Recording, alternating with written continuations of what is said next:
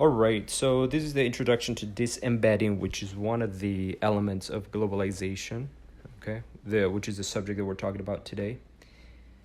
And I'm gonna tell you what disembedding is. First, is a concept, okay.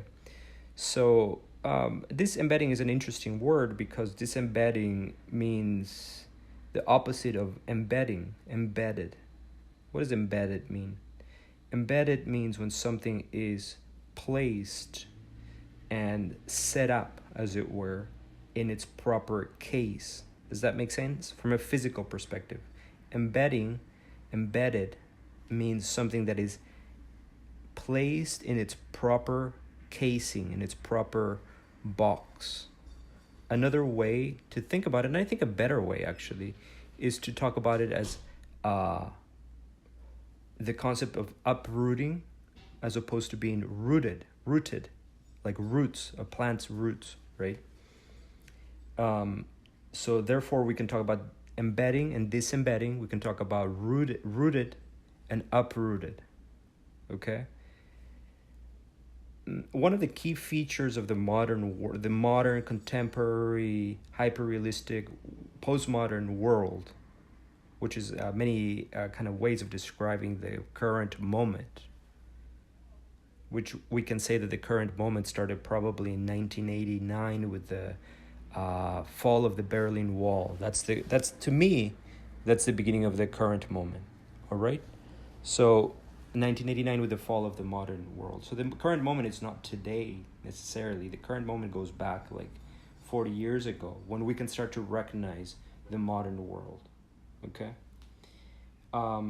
And the modern world is definitely globalized. I mean, take a look around your class, right? Look at the names that you see. Look at my name. We are a very colorful tapestry of different peoples from around the world, correct?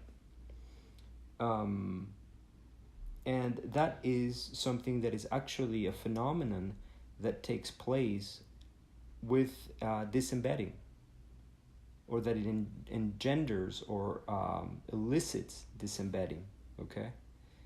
So again, so we can start with a very kind of common physical description of what it means to be embedded, which is rooted, placed in its land or original context. Let me say that again. To be embedded means to be rooted. To be rooted and embedded means to be placed in the place of its original context. Okay, so a very key notion of disembedding in the modern world means that, and underline this, that things, concepts, and even people are no longer in their place of origin. They're not rooted, okay? So if I asked you to look around right now, you will see that some of your classmates, if not all, seriously, of your classmates were born somewhere else that is not the United States, myself included, okay? We are uprooted. Now, not everybody's an immigrant. Some people have been here for a long time, hundreds of years. But in the modern world, this phenomenon of people being uprooted, disembedded, is super widespread. Okay? So if you go to any of the major cities in the world, you will see what we call diversity. And in some places, you achieve a phenomenon known as super diversity. Okay?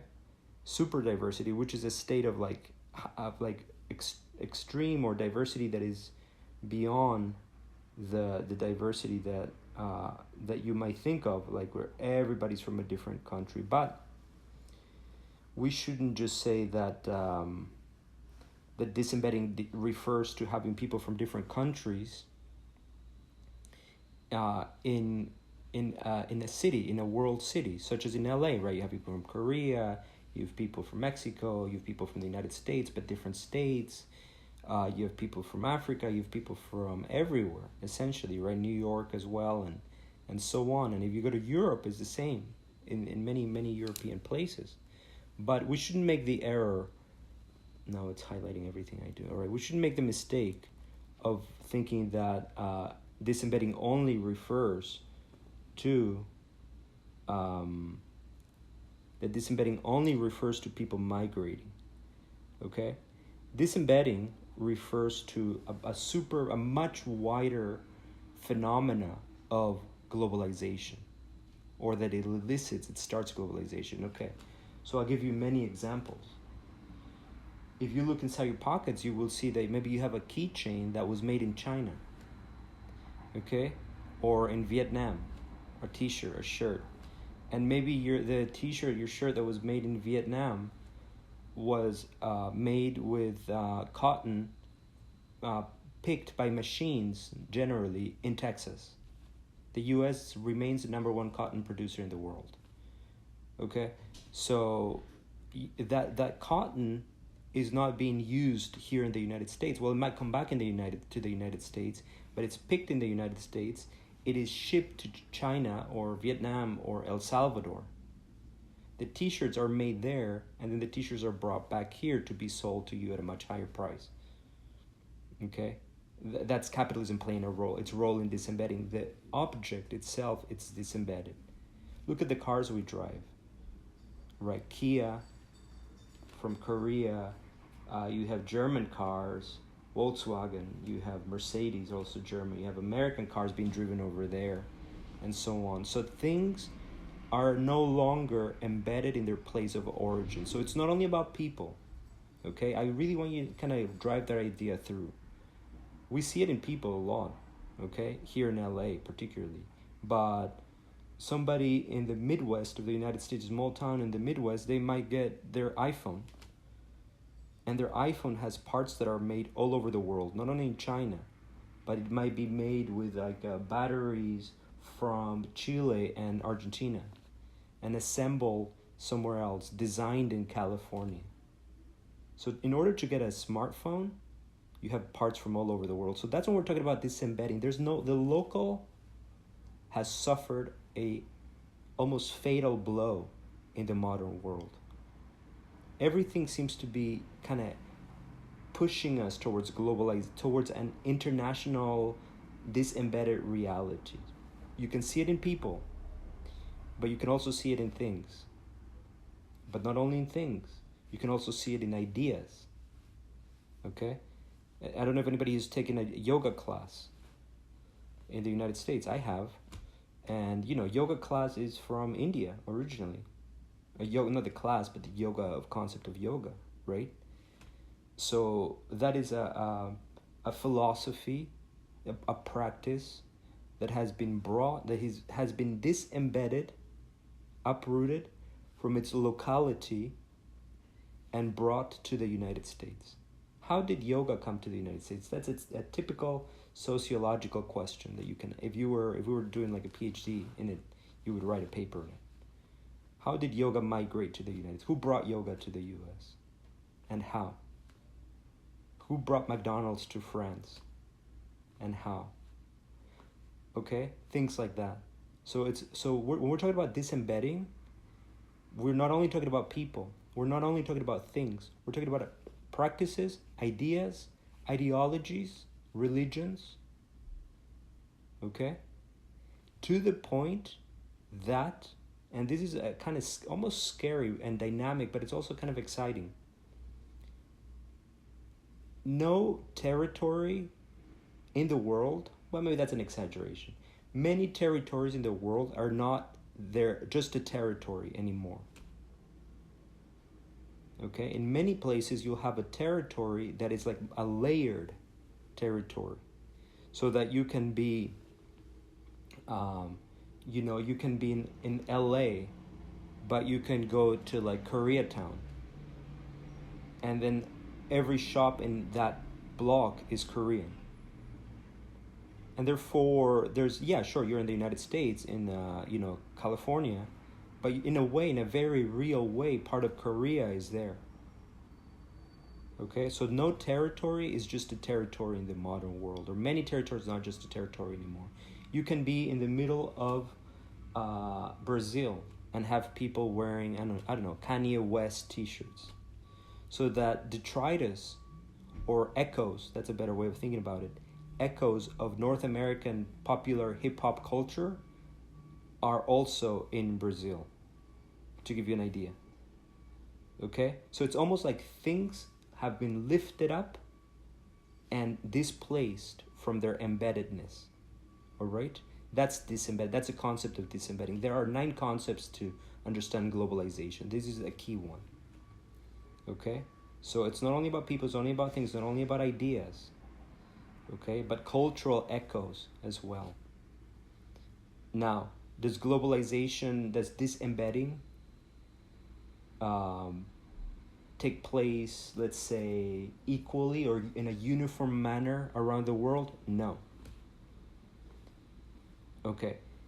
Disembeddedness is different in different parts of the world. Okay? Even within the United States, some places are more local. Some places are more international. Milwaukee, Wisconsin is not as global a city as New York. Okay? A small town in the Bolivian Andes mountain range, will have more localized versions of its culture than, Western and Wilshire, where everybody's from a different country here in LA.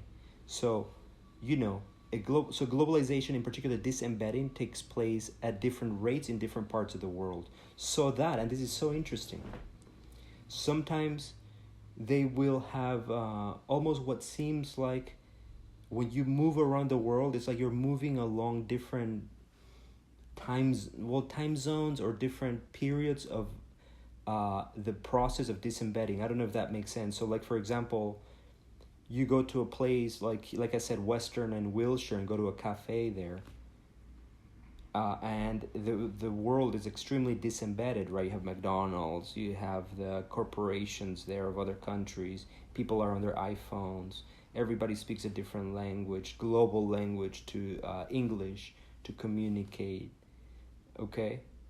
And it seems like the world is super disembedded, all right? Or take an airplane, and then you really be disembedded from the land. But, if you go to a small town in, I don't know, the Himalayas or something, you might find much more localized culture. So not the whole world is as disembedded and deterritorialized as at the same rate. It's not uniform, okay? Now, let me just stop here for to take a pause here at the concept of deterritorialization. It took me like 2 months to learn how to say that.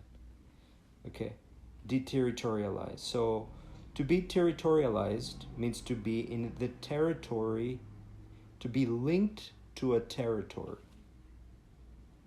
Okay, that's how the world used to be, very territorialized.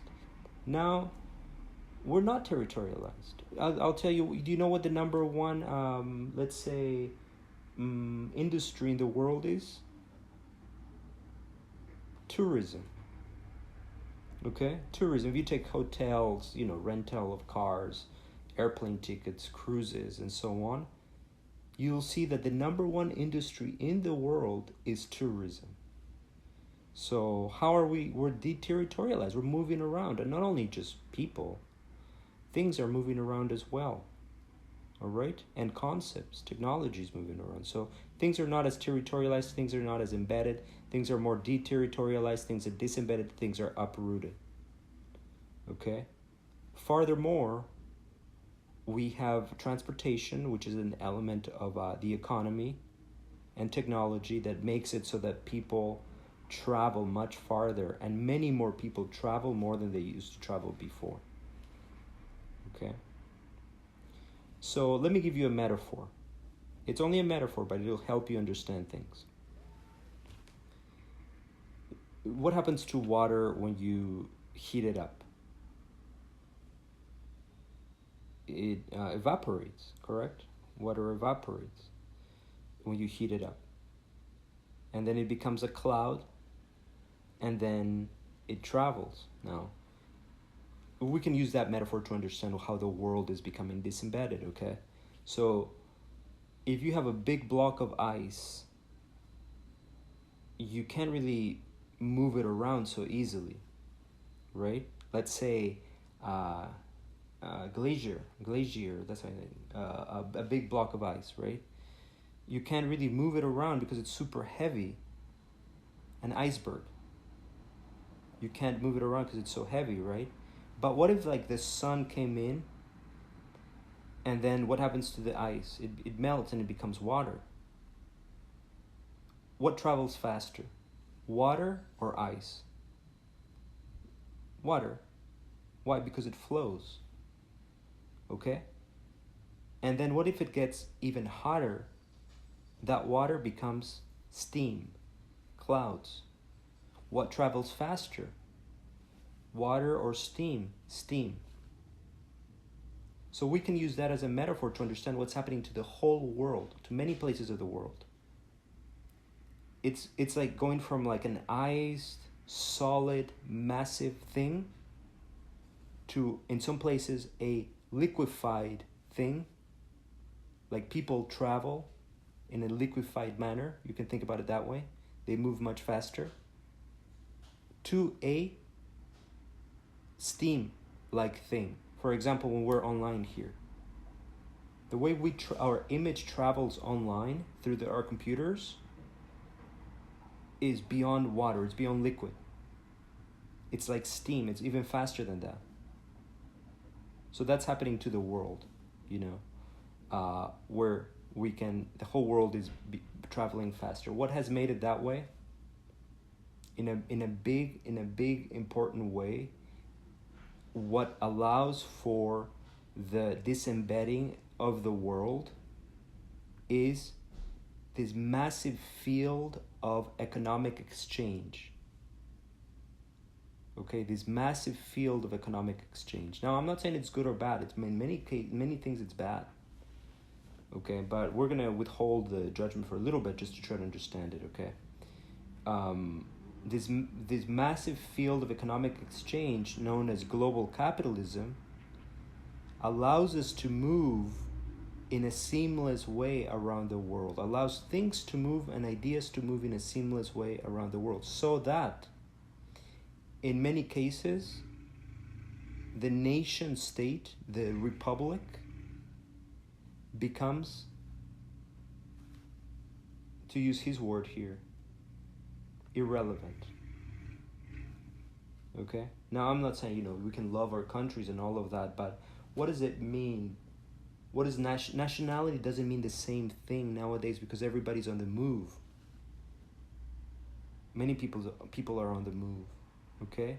Distance doesn't mean the same thing because many people are on the move. I'll give you one example.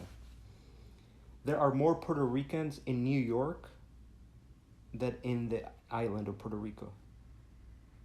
Now that's an extreme example. So what does it mean to be Puerto Rican now? Okay? There's this name that they've come up with, New Yorican.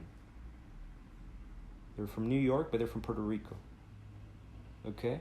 And that's happening to a lot of places in the world. Look at Armenian communities here in LA.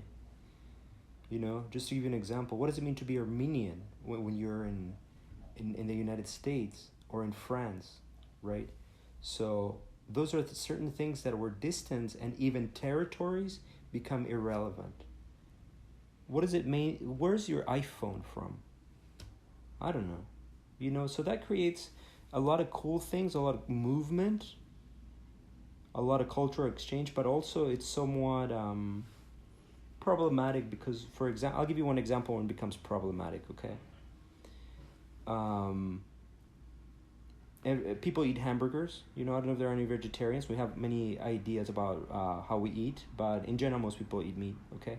So you can go eat a hamburger, and let's say that your hamburger, your patty, is contaminated with something that, hopefully never, but, you get a stomach illness, all right?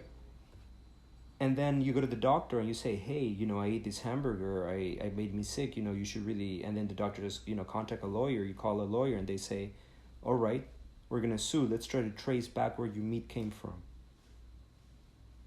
Lo and behold, you will find out quickly that it's most likely that your beef will have come from Argentina, from Brazil, from Texas, and maybe somewhere else. You're one patty. Okay? So therefore, control becomes impossible. Or extremely hard. Difficult. Okay? So, I'm just giving you like a little snippet of how like dynamic things are, so that it's really difficult to control. What do we want to control? We want to control safety, right? We want to control, for example, nobody wants your cell phone to be made by slave children in a developing nation. Okay? But what happens is that a lot of these big corporations, sometimes they say, okay, we'll hire a third party, the third party hires a fourth party, and that fourth party employs children. Who's there to control that? Okay? So that's a problem. So that like sometimes things are so global and so deterritorialized that distance becomes irrelevant, and also in a way the law becomes irrelevant. Because, for example, in a cruise ship, well, they come out of Miami to go in the Caribbean, right? Cruises. But, they dump a lot of trash in the ocean. But guess what? They're registered maybe in Panama, maybe in the Bahamas. So, it's very difficult to control that, like where they pay their taxes and so on. So, like, there's a lot of pushback against globalization also. All right? So those are some of the things where space is not the same thing that it was before. All right? Not only in terms of airplanes, but in terms of here. Some of you are watching this class right now, and like, I don't know, some of my students have been in Israel, in Brazil, and so on. At like 4 a.m., there was a guy who used to wake up at 4 a.m. to take my class. I felt like I should have given him extra credit, But it's happened to me too. I just traveled to Latin America and I thought like, I could stay here and keep working at MI. And it would have been really nice for me because, I would make American money and live in Latin America and pay rent over there that way. So it's possible. A lot of people are taking advantage of this situation, particularly since the pandemic. Okay? So what happens to the nation state, to the republic? That's a difficult question to answer. Some people have become more nationalistic since disembedding globalization because they want to protect their culture. Sometimes it's toxic, as in, hate against the other, right? And that xenophobia, fear of the other. But sometimes it comes out in a more benign way, as in like, for example, Colombia makes the best coffee in the world, some of the best coffee, right? And then suddenly they're going to get a McDonald's and, Starbucks. And so they might set some rules to keep those corporations from invading, what they see as invasion of their cultural landscape. France is really strong in that, by the way. Okay, pushing back against these global corporations, right? Sometimes it might be like Trump's wall. Okay, so there's pushback in all kinds of ways, and not all of it is bad, not all of it is good. That's where you're going to decide where you stand. I'm definitely a product of globalization, but I don't think it's all good. Okay. Disembedding processes are associated with modernity and are indeed a central feature of it. If you go to a place and everybody looks the same and all the products are local, it's not as modernized in general as places that are much more linked to the world even if it's just at a trade level. Why? Think about it this way. Not every country in the world makes iPhones. Most countries in the world do not make iPhones. So if you want access to iPhones, you need to be open to trade. Okay? But also here, it's not like all technologies in the United States. And sometimes we don't need technology. Sometimes we need food. All right? And that trade comes in the form of food, The pandemic was a great example of that.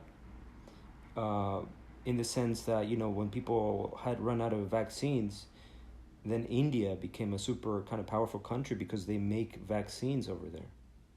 And so we realized how important, vaccine making was. And also, like poorer countries got lesser vaccines and richer countries got more apparently advanced or, trustworthy and vaccines. So anyway, let me kind of skip around a little bit. Any questions? Okay, so let me just kind of go for like 8 more minutes and we'll end it. One thing that you want to think in terms of money. Okay, you can. That's a good example to think about. Money has become more abstract, more liquefied, more cloud-like. Okay, I'll just give you that one example, but I can give you like 5, but one will suffice. How did humans trade at first? I'll give you an apple, you give me an orange. That's trade, right? Maybe you come from a town where they have apples and your friend comes from a town where they make harvest oranges. Okay, that's very concrete economic exchange. But at some point, you don't want to, carry all the apples, carry all the oranges. You want to trade other things, right? So what do? You create, maybe you pick shells or, shiny pieces of metal, aka gold, that you can use to signify value. So if I give you three peeps of gold, 3 gold peeps, seeds, right? Then that signifies value, and you can give me, I don't know, a bunch of fish. So that's the kind of birth of this abstraction called money. Okay? Then the gold coins are not enough. The gold peeps are not enough, and you make a coin with the stamp of the emperor, like in Rome. Right? And it's more codified, meaning it's part of a code that, one big gold coin is worth something, one small silver coin is worth something else, one small, copper coin is worth something else. So we have moved towards abstraction. Okay, then you're like, okay, carrying a bunch of gold is not always safe because they can, jump you on the road and take your gold. So, and it's heavy, it's difficult to carry. So what do? You create bills, paper bills, that are nothing but paper. And maybe the government backs it up with gold, okay? But the government, the kingdom, makes sure that money is valued for what it is. So it's the official money, which is paper, that means gold, that means value. See how it's becoming more abstract? The whole world has moved towards that, more abstraction, more disembeddedness. What's easy to carry around? Ice or water, right? What's easier to move? Water or steam? In the same token, the same way, what's easier to move around? Gold or paper money?